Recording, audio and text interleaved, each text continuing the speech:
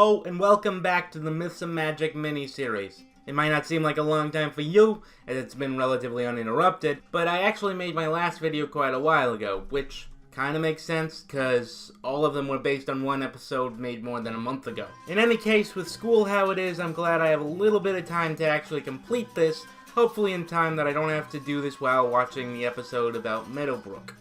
First things first, and this took me a while, but after looking at this goddamn map transition, it turns out that the fenale of Egypt isn't even in real southern Equestria. It's here. That's right.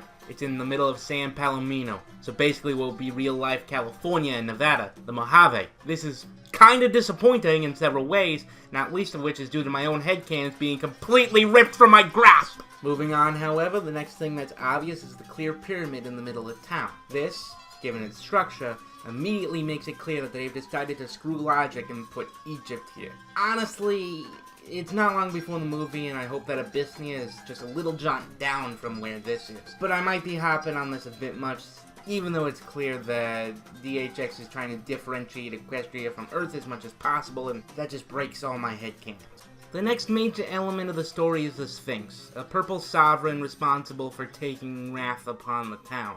Now, while most people would immediately think Egypt when talking about the Sphinx, the true legend of the Sphinx that this is referring to, and that we most recognize, is the Greek one. I mean, from the wings to the riddle, the only thing that this exquisite feline mistress is missing is a serpentine tail. Still, the story of Somnambula quickly diverges from the Greek myth, probably because even implied suicide would have been a bit much for TVY.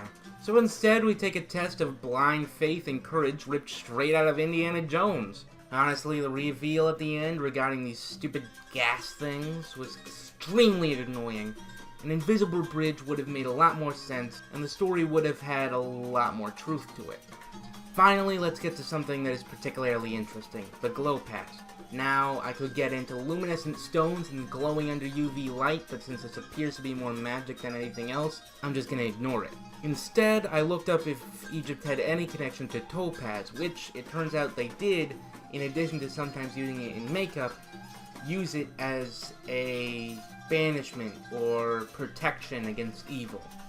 Moving on to the comic, we can see glowpaz being used to banish darkness. While darkness is not always really evil, it has been shown that it is considered evil in the context of the show.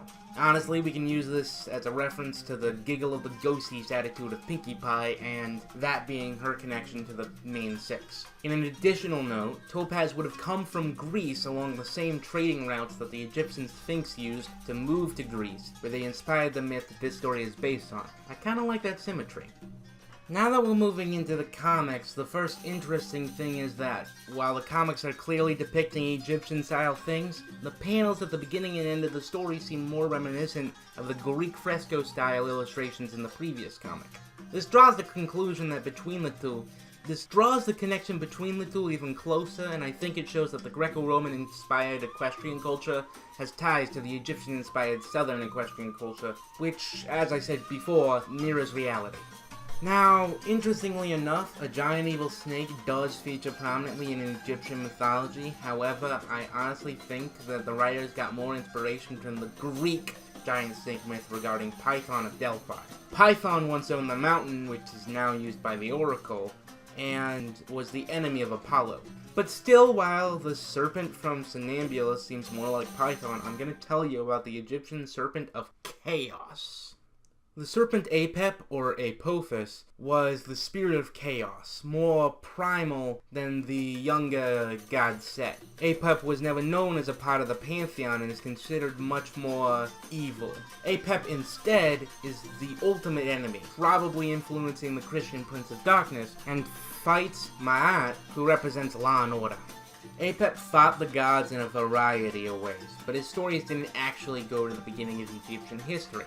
However, there are several giant snake demons from the beginning which may have both influenced Apep and the inexplicably evil enemy of Somnambula.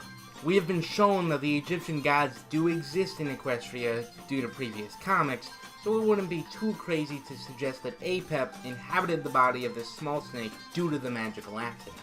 In any case, that's really all I could really say. I've written out more than I expected to, and this is my longest script yet. So I think it's not a bad place to end. Now I just need to record, produce, and do everything else before this Saturday. Please like and subscribe. Thank you and goodbye.